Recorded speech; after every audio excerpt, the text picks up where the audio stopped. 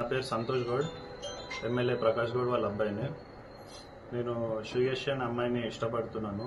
రీసెంట్గా మాకు July 8న engagement కూడా అయ్యింది. ఇదంతా మా పేరెంట్స్కి తెలుసు, వాళ్ళ కన్సర్న్ ఉంది, వాళ్ళు ఒప్పుకున్నారు.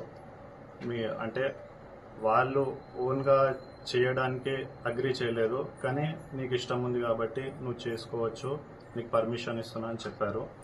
అలా మేము మా అత్తమ్మతో మేము వాళ్ళ ఫ్యామిలీ కలిసి ఎంగేజ్మెంట్ చేసుకున్నాము, పబ్లికల్లీ చేసుకున్నాము, అందరికి తెలుసు, ఇంట్లో కూడా తెలుసు అందరికీ. నేను ఆల్మోస్ట్ ఇక్కడ 1 month అవుతుంది ఇక్కడ ఉండి, వీళ్ళ ఇంట్లోనే ఉంటున్నాం, మా ఇంట్లో కూడా తెలుసు, అందరికీ తెలుసు.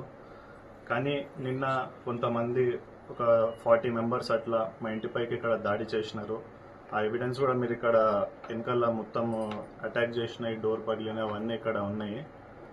ఇదంతా ఓన్లీ ఈ మ్యాటర్ అమ్మాయి విషయం వల్ల ఇదంతా జరుగుతుంది. తప్పు చేసినట్టు నా మీద నింద చూపుతున్నారు. ఎందుకంటే 1 month అవుతుందండి ఇక్కడ నేనున్నా అని తెలియదా, నేను చేసుకున్నప్పుడు తెలియదా, ప్రతి ఒక్కటి తెలుసు. తెలిసి కూడా ఇన్ని రోజులు లేనిది ఇవాళ ఎవరో అప్పులు ఇవ్వాలి అని చెప్పి తెలియని వాళ్ళని పిలిచి మీరు అందరినీ పిటిషన్లు ఇచ్చి ఇంటి మీద ఆడవాళ్ళ మీద దాడి చేసి ఎంతవరకు కరెక్ట్? అసలు పిఎస్ లో చెప్పాలి కదా, వాళ్ళన్న కొంచెం మాకు సపోర్ట్ ఇవ్వాలిగా. ఇప్పుడు నేను ముందుకు వచ్చి మాట్లాడినా లైఫ్ మీద ఆశ వదులుకొని మాట్లాడుతున్నా. ఇదైతే 100% చెప్తున్నా. ఇది బయట పబ్లిష్ అయినాక మేము ఏ క్షణమైనా మమ్మల్ని చంపేయచ్చు.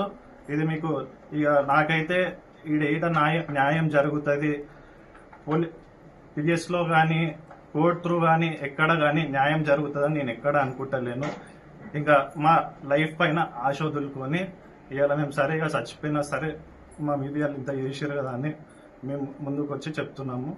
ఇది అయిపోయినాక నెక్స్ట్ మీరు పోయినాక కూడా మమ్మల్ని ఏమని చేయొచ్చు, పబ్లిష్ కాగానే రేపటి వరకు చేయొచ్చు. ఇప్పుడు మన పిఎస్ ఇప్పుడు కూడా పిలవరు, ఆ పిఎస్ దారిలో కూడా చేయొచ్చు, ఏమని చేయొచ్చు. ఇప్పుడైతే మాకు 100% థ్రెట్ ఉంది.